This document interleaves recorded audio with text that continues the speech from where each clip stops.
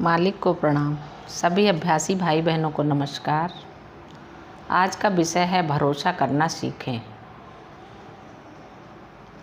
ये कायदा है, आध्यात्मिक कायदा है कि आप जितनी भी शक्तियाँ हासिल करेंगे, आध्यात्मिक शक्ति और जितना भी, जैसे कि बाबूजी ने कहा है, उच्चतम स्तर तक पहुँचिए।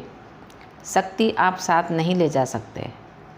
जैसे शरीर को छोड़कर जाना पड़ता है, वैसे ही शक्तियों को भी यही छोड़कर जाना पड़ता है।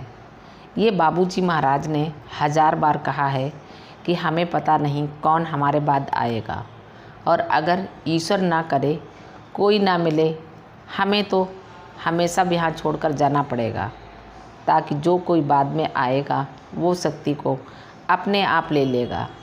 तो शक्ति कभी हमारे साथ में नहीं जा सकती है। जैसे कि कोई करोड़पति भी हो, 10 करोड़ हो, 1000 करोड़ हो, 10,000 करोड़ हो, मर गया तो करोड़ों यहीं पर रह जाते हैं। भिखमंगा भी सब छोड़ जाता है, अमीर भी सब छोड़ जाता है, संत भी सब छोड़ जाता है, अवतार भी सब छोड़ जाता है, क्योंकि जो यहाँ से जाता है वह तो केवल आत्मा ही जा सकती है। और इसलिए यह बुरी बात है। बात को शायद कहना नहीं चाहिए। आप लोग तो घबरा ही जाएंगे जब कोई गुजर जाता है, उनका अंतिम संस्कार करना पड़ता है, उसको नंगा करते हैं, कपड़ा, आखिरी कपड़ा तक उसके ऊपर से निकाल देते हैं, जेवर निकाल देते हैं, सब कुछ निकाल देते हैं, क्योंकि उसका जो गुजर गया है उस पर कोई हक नहीं है। इसलिए बाबूजी महाराज कहते थे कि देखो, ऐसी चीज़ इकट्ठा करो जो तुम साथ ले जा सकते हो। और हिंदू धर्म में और हर धर्म में कहते हैं कि ये पुण्य है। बाबूजी ने कहा पुण्य भी ये भी नहीं है। पुण्य होता तो पाप साथ साथ होता। जहाँ रोशनी है वहाँ अंधेरा है, जहाँ पुण्य है वहाँ पाप है, जहाँ औरत है वहाँ मर्द है। और जैसे गीता में कहते हैं, दोनों को छोड़कर सुख दुख का सब जो ये द्वंद्व है सबको छोड़कर जाना पड़ता है। तो पुण्य भी आप लोग साथ नहीं ले जा सकते हैं, तो आप क्या ले जा सकते हैं? ये प्रश्न उठता है कि जो भगवान ने कहा है भागवत गीता में, ये सही नहीं है। आप कहते हैं पुण्य भी नहीं जाता है साथ में, लेकिन ये तो तर्क संगत चीज़ है कि जहाँ एक जाएगी वहाँ साथ साथ दूसरी भी जाएगी। आप तो ये नहीं कहेंगे ईश्वर से, हे मालिक हमें केवल रोशनी दो, कहीं छाया ना पड़े। रोशनी होगी तो छाया पड़नी ही है। जब सूर्य की रोशनी सबसे तेज़ होती है तो वहाँ परछाई सबसे गहरी मिलती है। जब सूर्य का प्रकाश मौजूद नहीं तो परछाई मौजूद भी नहीं है। जहाँ शरीर है वहाँ बीमारी है। तो आप लोग ज़रा इस पर सोचिए, क्योंकि आज शायद मैं जवाब नहीं दूंगा इसका कि साथ हम क्या ले जा सकते हैं। क्योंकि अगर कुछ भी नहीं ले जाना है तो मैं आपसे कहूँगा कि अलविदा कहिए आध्यात्मिकता को, क्योंकि फिर तो ये बेवकूफ़ी है। कुछ न कुछ तो हमारे साथ जाना ही है। ठीक है, अमीरी नहीं है, गरीबी नहीं है, शरीर नहीं है, तंदुरुस्ती नहीं है, अक्लमंदी नहीं है और पुण्य पाप भी नहीं है, तो साथ क्या जाता है? तो आप लोग तो जानते ही हैं कि यह गुरु कृपा है। गुरु महाराज ने कहा है कि देखो, एक काबिल गुरु हो तो वह आपकी जिम्मेदारी केवल इस ज़िंदगी के लिए नहीं लेते हैं। ये हमारी भारतीय रेल जैसा नहीं है कि कहीं रुक गई और कहते हैं साहब उतर जाइए और जैसी मर्जी हो आप जा सकते हैं। रात को 12 बजे तुमने गाड़ी रोक दी, पर अब हम कहाँ जाएं साहब, हम क्या करें? रेल चलाना हमारा काम है। रेल रुक गई है, अब आप शौक से उतर जाइए। यहाँ तो नदी है, वहाँ अंधेरा है, वहाँ उस तरफ जंगल है, तो हम क्या करें? तो ये आध्यात्मिकता ऐसा रास्ता नहीं है, ऐसा कोई मार्ग नहीं है जहाँ गुरु कहेंगे अब छुट्टी। किसकी छुट्टी? हमारी छुट्टी। क्योंकि आप स्वर्ग पहुँचो, नरक पहुँचो, उसमें हमारा कोई वास्ता नहीं है, हमारा उसमें कोई संबंध नहीं है। तो ऐसा कोई गुरु कहेगा तो वह तो बेकार गुरु है, गुरु कहने के लायक नहीं है। गुरु तो शुरू से अंत तक जो जिम्मेदारी ले सकता है ये लोग गुरु हैं। ये बाबूजी का कहना था और ये तो सच होना ही है, नहीं तो गुरु की ज़रूरत ही नहीं है। नहीं तो आजकल के डॉक्टर, आजकल के बस ड्राइवर, बस 2 क्षण के लिए वो हमारे साथ रहें, फिर छुट्टी, तो साथ कौन गुरु जाता है। अब इस ज़िंदगी तक के लिए, इसके बाद भी वो अगर हमारे साथ रहें, और शारीरिक रूप में तो नहीं रह सकते हैं, ना हम रहेंगे न वो रहेंगे, तो किस रूप में, किस नाम से हम उन्हें ले जाते हैं।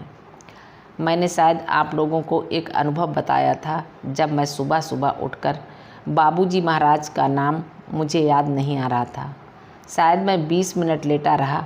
सुबह 4, साढ़े 4 बजे जागृत हो गया था। बाबूजी महाराज हमारे पास लेटे हुए थे, इतने पास कि हाथ फैलाओ तो उन्हें छू सकता था, स्पर्श कर सकता था, लेकिन नाम भूल गया। तो फिर मैंने सोचा उनके गुरु का भी वही नाम है, तो वो शायद वो याद करूं तो इनका भी नाम आ जाएगा, लेकिन वो भी नहीं आ रहा था। मैं बहुत परेशान हो गया कि आज ये क्या हो गया। रात में हमारे साथ कुछ गड़बड़ हो गया है। जो कुछ हमने पाया वह सब खो बैठा हूँ। इसी सिलसिले में कोई आधा घंटा तो मैं बहुत परेशान होकर इधर उधर टटोलता रहा। फिर बाबूजी महाराज उठे और शौचालय हो आए। फिर वॉश बेसिन में जब मुंह धो रहे थे, उस शीशे में हमारा चेहरा देखकर उन्होंने पूछा, सुबह सुबह तुम इतने परेशान क्यों हो। तब मैंने कहा, साहब मैं बहुत शर्मिंदा हूँ, आपसे कैसे कहूँ कि आपका नाम हमें नहीं याद आ रहा है। अरे ये कैसी बात है। मैंने कहा, साहब आपका नाम नहीं याद आ रहा है।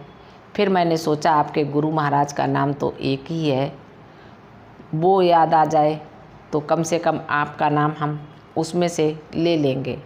वो भी नहीं याद आ रहा था। तो बाबूजी ने हमें गले लगा लिया। उन्होंने कहा, देखो आज तुम्हें लाला जी की कृपा से एक बड़ा रहस्य घटन हुआ है कि गुरु का नाम ना नाम है ना रूप है। ये तुमने स्वयं अपने अनुभव से देखा और तुम बेवकूफ़ हो, इस बात के लिए तुम परेशान हो गए। ये तो सबसे ऊंची चीज़ है, उनकी एक गूढ़ विषय है, रहस्य है, स्वयं अनुभव में तुमने पाया है। अगर हम तुमसे कहते तो तुम मान नहीं सकते थे, क्योंकि ये अनुभव का प्रभाव है कि एक बार हम उसको महसूस करते हैं, उसको हम भूल नहीं सकते हैं और उसको हम प्रश्न तक नहीं कर सकते हैं। लेकिन सुनी सुनाई बातों पर हम शक कर सकते हैं, विश्वास कर सकते हैं, वह तो हमारे ऊपर निर्भर है। तो ये सच्चाई हमने शायद, हमें याद नहीं है अब कब, 78 या हो सकता है 77 सुबह सुबह।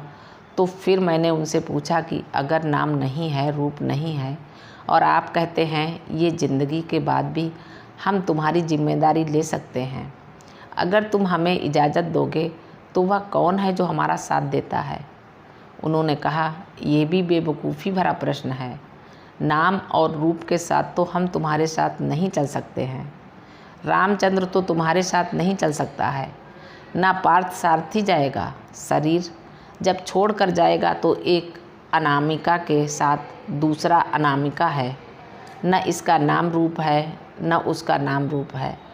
अब लोग समझते हैं कि केवल गुरु महाराज का नाम रूप नहीं होता है, हमारा भी नाम रूप नहीं होता है। अगर पिछला जन्म था और आगे जन्म होना है, ईश्वर न करे नहीं होना है। सहज मार्ग में जितने हैं उनका तो नहीं होना चाहिए। पिछले जन्म में हम क्या थे, जैसे कृष्ण भगवान गीता में कहते हैं, अर्जुन से कहते हैं तुम बेवकूफ़ हो, तुम्हें कुछ मालूम नहीं। लेकिन हमें हमारे हर अवतार की जानकारी है। कब से, मनु के पहले से हजारों जन्म हम ले चुके हैं और हजारों जन्म हम लेंगे, क्योंकि हमारा तो काम यही है, बार बार आना है और जो कुछ बिगड़ा है उसे बनाना है, लोगों का उद्धार करना है। फिर हम निकल जाते हैं, जब फिर ज़रूरत पड़ती है फिर हम आ जाते हैं। तो एक ही चीज़ है, उसको चीज़ कहिए, उसको बल तो नहीं कह सकते हैं, शक्ति तो नहीं कह सकते हैं, क्योंकि वह तो यहाँ भीतर भीतर है। जैसे कोई सिपाही है, अब बाहर जाना है, शस्त्रागार में जाकर दरवाज़ा खोलता है, बंदूक ले ली और बाहर गया। जब वो वर्दी उतार फेंकता है, बंदूक वहाँ शस्त्रागार में रख जाकर जमा कर दिया, वह हम जैसा एक इंसान है। कोई पहचान नहीं सकता है कि वर्दी के किसी सिपाही, किसी पुलिस वाले को, लेकिन वर्दी पहन ली और बंदूक हाथ में है तो बहादुर शेर बन गया। अब तो इसी तरह जब महान पुरुष लोग ऊपर से उतर के आते हैं यहाँ भूलोक में, हमारा करने के लिए पावर यहाँ से लेते हैं या ऊपर से दी जा सकती है। अब ऊपर कहाँ है, नीचे कहाँ है, ये तो हम जाने, आप जाने, हमें कुछ पता नहीं।